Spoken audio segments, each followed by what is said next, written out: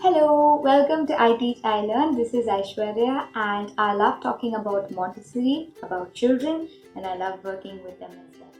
All these videos contain activities that you can do with your child if they are between the age group of 3 to 9.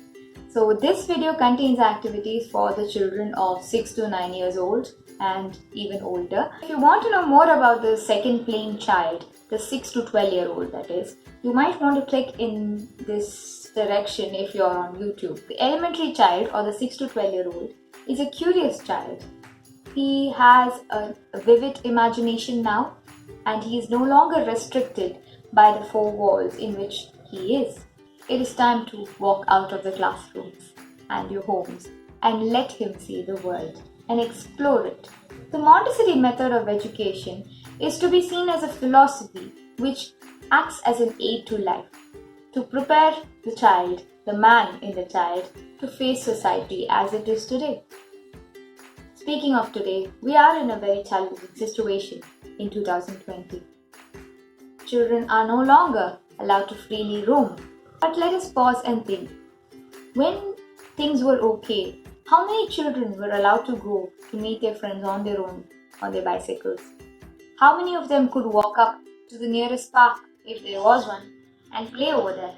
Parents have become more cautious, and with good reason. The world is not the same, and it will change. It is important, therefore, to provide your child with life skills that will help him or her be part of this new environment that constantly changes. While the 3 to 6-year-old in the primary environment was also guided towards independence, he was independent enough to tie his shoes, to take care of himself, and to take care of his immediate environment. The 6 to 12-year-old now wants to take in charge of the outer world as well. In the elementary environments, there is a concept called going out. You may be wondering, why am I talking about going out at this time?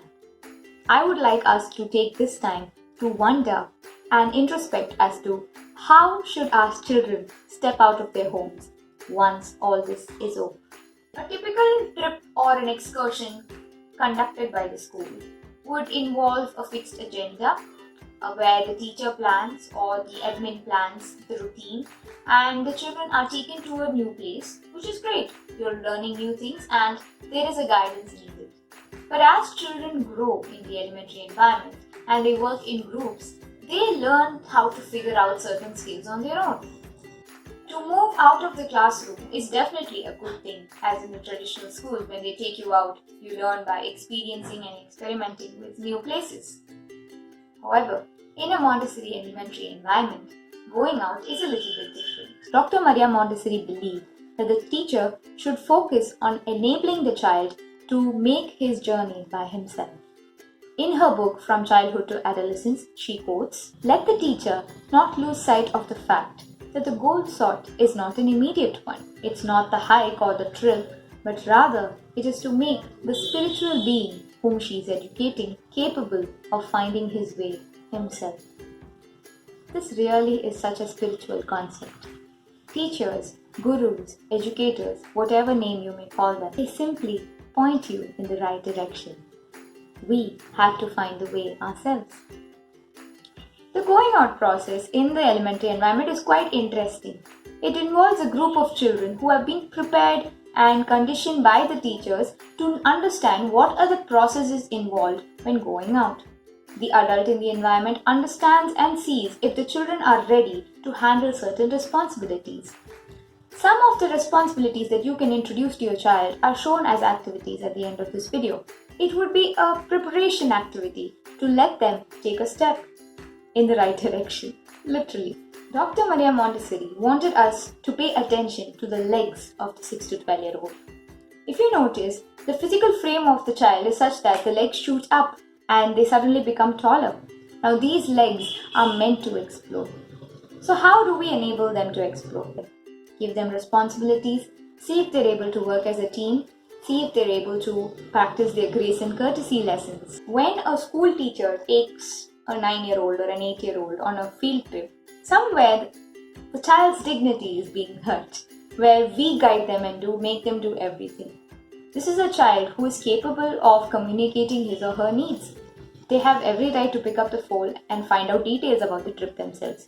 If they are given an opportunity to understand money, they should be able to fix the ticket prices, the transportation costs themselves on a budget. So the inside environment provides an opportunity to somehow interpret the outside environment. There is a preparation by the adult as well, of course. You'll need to ensure that your admin has a beautiful set of places that children can go to. If you're going to send them to a marketplace, maybe you need to do a little bit of research as to whether it's a safe location, what would they need, and make brochures for the same. So Maria Montessori in fact wants us to look at going out as one of the materials in the classroom itself.